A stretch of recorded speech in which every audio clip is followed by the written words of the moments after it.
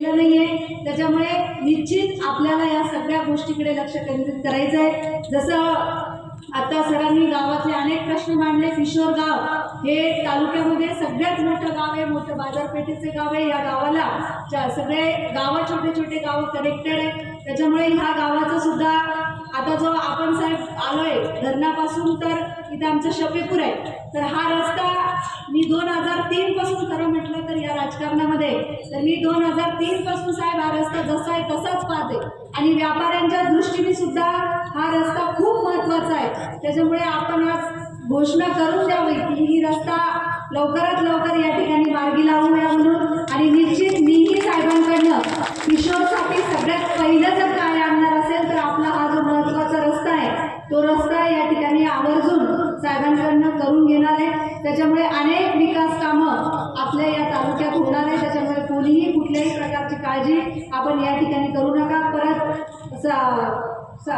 सरांनी या ठिकाणी दवाखान्याचा विषय मांडला। साहेब आमची ही जी बिल्डिंग आहे 1972ला कैलासवासी रायबंजी जाधव यांच्या काळात झालेली ही बिल्डिंग आहे, त्याच्यानंतर अजून कुणीही या बिल्डिंगला कुणीही डागडुजी केली नाही का कुठल्याही प्रकारचं काम या ठिकाणी केलं नाही। त्याच्यामुळे दवाखान्याच्या इमारतीचे मी इस्टिमेट वगैरे सुद्धा पाठवलेले आहेत। आपली गरज मला त्या ठिकाणी लागणार आहे तेव्हा मी आपल्याला निश्चित या ठिकाणी सांगेन। तर असे अनेक कामं आहेत तर निश्चित आपल्या माध्यमातून आदरणीय भुमरे साहेबांच्या माध्यमातून या ठिकाणी पूर्ण होणार आहे।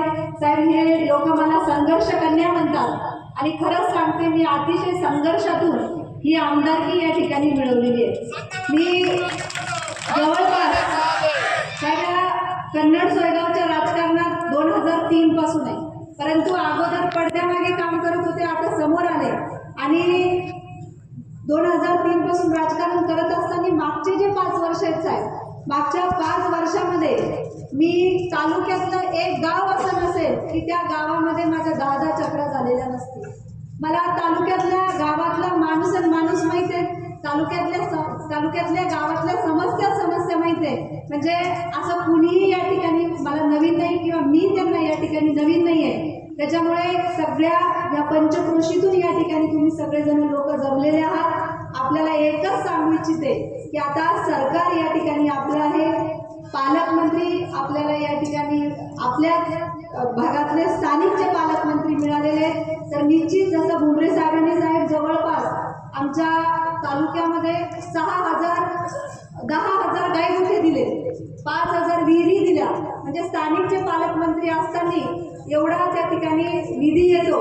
तर तुमच्या माध्यमातून सांगायचं काम नाही, जसं भाऊंनी सांगितलं की आपल्याला जे पालकमंत्री मिळालेले आहेत तर ते फक्त करतो पाहतो असं नाहीये, तर मी करून देतो आणि करून घ्या अशातले पालकमंत्री आपल्या सगळ्यांना मिळालेले आहेत। त्याच्यामुळे आपल्या गावकऱ्यांना आपल्या पंचक्रोशीतल्या लोकांना एकच विनंती या ठिकाणी करेल की आता आपल्या निवडणुका संपल्या, निवडणुकीचे जे 15 दिवस होते त्या निवडणुकीच्या 15 दिवसामध्ये आपण गटातटाचं राजकारण केलं, आपण पक्षपाताचं राजकारण केलं। आता ह्या सगळ्या गोष्टी आपल्या सगळ्यांना बाजूला सोडून आपल्या तालुक्यासाठी एक विकासाचं राजकारण या ठिकाणी सगळ्यांना करायचंय।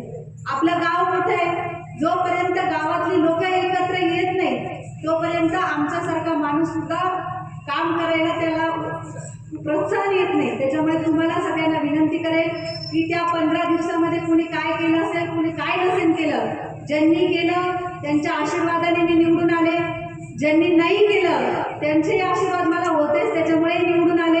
त्याच्यामुळे माझ्याकडे कुठल्याही प्रकारचा भेदभाव या ठिकाणी राहणार नाही। मी माझ्या कार्यकर्त्यांना सुद्धा सांगितलेलं आहे की आता निवडणुकीच्या काळामध्ये ज्या गोष्टी झाल्या त्या झाल्या, परंतु आपल्याला आता आपल्या शिवसेना पक्षाचं संघटन या ठिकाणी मजबूत करायचं आहे आणि संघटन जर मजबूत करायचं असेल तर आपल्याला आपल्या पार्टीमध्ये जी लोक या ठिकाणी येतील त्या लोकांचं स्वागत या ठिकाणी करावं लागणार आहे आणि मोठ्या मनाने आपण त्यांचं स्वागत या ठिकाणी करणार आहे। त्याच्यामुळे आपल्या सगळ्यांना सांगू इच्छिते की ही जी कामं आहे ही कामं तर मार्गी लागणारच आहे, परंतु तुमच्या कुणाचेही व्यक्तिगत कामं असतील तर ते व्यक्तिगत कामं दर सोमवारी त्या ठिकाणी मी कन्नडच्या ऑफिसला बसलेली असते। असते, कुणाचं पंचायत समितीमध्ये असतं, कुणाचं तहसीलमध्ये असतं, कुणाचं MSCB मध्ये असतं. तर ही जी तुमची व्यक्तिगत छोटी मोठी कामं आहेत ती कामं सुद्धा आपण त्या ठिकाणी माझ्याकडे करायला यावं. साहेब, मी जेव्हापासून आमदार झाले एकही सोमवार आतापर्यंत टाळला नाही. माझ्या ऑफिसमध्ये साहेब दर सोमवारी